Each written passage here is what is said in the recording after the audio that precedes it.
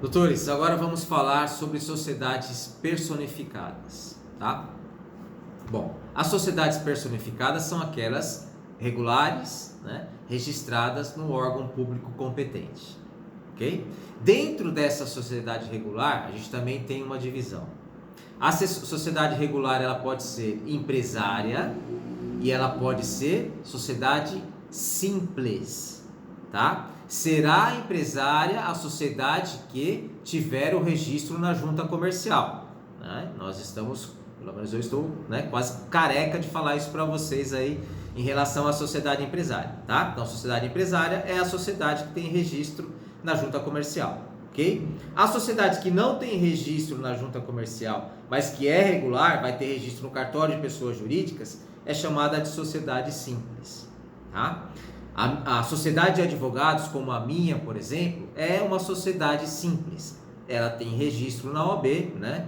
Por exceção, mas ela é uma sociedade simples. Se não fosse na OAB, ela teria registro no cartório de pessoas jurídicas. Bom, então essa é a divisão que a gente está fazendo aqui em relação às sociedades regulares. Sociedade regular vai ser empresária ou vai ser simples. Quer dizer, ambas serão registradas e dependendo do órgão de registro, vai ser empresária ou vai ser simples, tá? As sociedades que a gente vai trabalhar, regulares, que a gente vai estudar, são as sociedades empresárias, tá? Que envolve maior número de negócios aí no mercado, né? Seja entre sociedades e seja realmente essas sociedades atuando, prestando serviços ou vendendo produtos, tá bom? Dentro dessas sociedades empresárias, nós temos alguns tipos também de sociedades que a lei determina, né, que a lei traz. São sociedades ainda, senhores, que existem no papel, mas grande parte delas não são mais utilizadas porque elas são inviáveis, tá? Tanto em face de responsabilização dos sócios, quanto o tipo de sociedade em si, né? Então essas sociedades elas acabam tendo uma existência legal, mas não existem mais na prática, tá? Eu vou passar rapidamente só para vocês entenderem, saberem o nome desse tipo de sociedade, para que a gente possa falar da existência delas, porque a lei não revogou, elas existem ainda, né? Como forma, como alternativa de desenvolvimento da atividade empresária, mas não vamos adentrar nos detalhes porque elas não são utilizadas, tá bom? Então, a primeira espécie de sociedade empresária é a sociedade em nome coletivo. Esse tipo de sociedade, já ouviram falar sociedade em nome coletivo? Né? Quem já ouviu, deve ter ouvido de maneira rara, né? E quem não ouviu, dificilmente vai ouvir novamente, a não ser por mim agora falando da possibilidade da existência dessa sociedade, tá?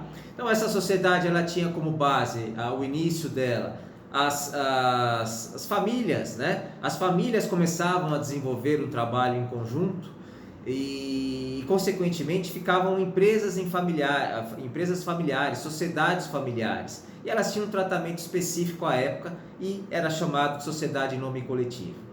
Para vocês terem uma ideia, o nome empresarial dessa sociedade teria que ser o nome de todos os sócios, né, para a composição desse nome empresarial, tá? Então não é uma sociedade utilizada mais hoje, não vamos continuar em detalhes. Se fosse um curso de direito, eu explicaria certinho o que é essa sociedade, tá? Mas para negócios, para o nosso caso aqui, ela não vai ser útil nesse momento.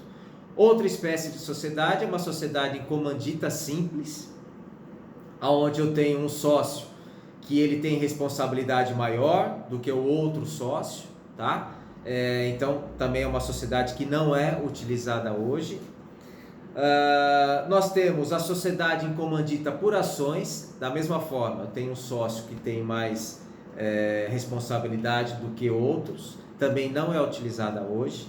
E nós vamos nos ater basicamente a dois tipos de sociedade, tá? A sociedade limitada e a SA, tá? Eu vou explicar basicamente o que é cada tipo desse social, ok? E depois a gente vai desenvolver nos outros tópicos, a gente vai utilizar essas sociedades para que vocês entendam melhor o que vem a ser cada uma ou outra, tá? A sociedade limitada é o seguinte, primeiro que é uma sociedade, tá? Teria que ter 2 sócios, no mínimo, por isso que é uma sociedade. Ocorre que houve uma alteração legal agora, no final de 2019, e essa sociedade limitada, ela existe a possibilidade de ela ser transformada numa sociedade unipessoal, né? Se você tem 2 sócios ou 3 sócios, os sócios querem sair, né? E fica um sócio só, você pode transformar essa sociedade limitada numa sociedade de uma única pessoa. Parece meio incoerente, né? Sociedade de uma única pessoa, mas é dessa forma, né? Uma sociedade unipessoal. Então a sociedade limitada, que até o final de 2019 tinha que ter pelo menos 2 sócios, hoje é possível que ela tenha um só, tá? Desde a sua constituição, ou desde o início, ou sendo alterada, saindo os sócios e permanecendo um único sócio, tá bom? Então, essa sociedade limitada, ela é basicamente vinculada à responsabilidade dos sócios ou do sócio, tá? Essa responsabilidade será limitada à participação de cada sócio na sociedade, ok? Então, por exemplo, nesse tipo de sociedade, para que você constitua essa sociedade, você tem que ter um capital inicial, tá? Então, dentro desse elemento constitutivo, dentro do contrato social, dentro do início das atividades regular, se determina um capital social, por exemplo, 10 mil, tá? Se essa sociedade for dividida em 2 sócios, tá? A participação desse sócio se dará através de cotas. Então, sócio A vai ter tantas cotas e sócio B vai ter tantas cotas. A união dessas cotas vai dar esse capital de 10 mil. Então, vamos supor que essa sociedade é meio a meio, metsa a metsa, 50% para cada um, tá? Então, um sócio, ou no caso sócio A, ele vai ter 5 mil cotas e o sócio B também vai ter 5 mil cotas. Tá? E qual vai ser o cerne dessa questão dessa sociedade limitada? Eu, como sócio A, eu tenho a responsabilidade de colocar 5 mil reais na minha empresa, certo? O sócio B, ele também tem a responsabilidade de colocar 5 mil reais nessa empresa, tá? Essa responsabilidade com a empresa, a partir do momento que eu coloco esses 5 mil reais, tá? Que eu faço a introdução desse valor, desses 5 mil reais na empresa, a minha responsabilidade acabou aqui.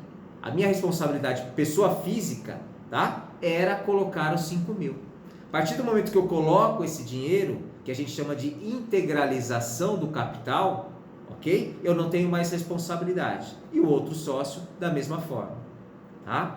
E aí, quando a empresa pratica um ato, quando a empresa tem uma dívida, quando a empresa faz alguma coisa, essa sociedade é limitada, e ela for ser cobrada por isso, ok? Em tese, é ela que vai ter que honrar esses compromissos da pessoa jurídica, né? Esse CNPJ, e não vai estar vinculado aos sócios, porque a participação dos sócios era limitada à integralização do capital, a colocar o capital na empresa, certo? Então, essa é a questão da sociedade empresária pautada na responsabilidade limitada.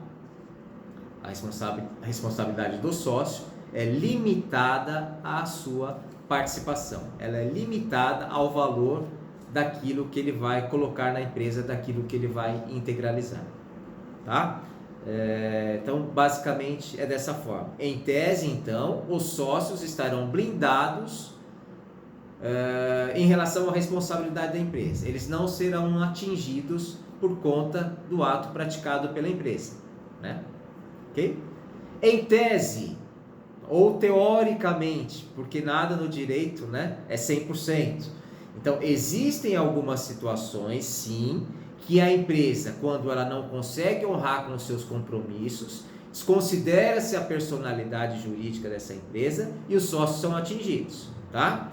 Isso, primeiro precisa ter processo judicial para que isso aconteça, e normalmente são situações onde envolvem créditos trabalhistas. Então a empresa não pôde pagar, não tem patrimônio para pagar os seus funcionários, através de um processo trabalhista, os sócios serão colocados, juntamente com a empresa para honrar o pagamento trabalhista daquele funcionário, daquele reclamante. Tributos, também, a empresa não tem patrimônio para pagar os tributos, os sócios responderão, pessoa física, por esse débito, tá? E várias outras situações que envolvem esse tipo de responsabilidade, né, de desconsideração da personalidade jurídica da sociedade limitada para que os sócios sejam atingidos por conta de responsabilização, ok?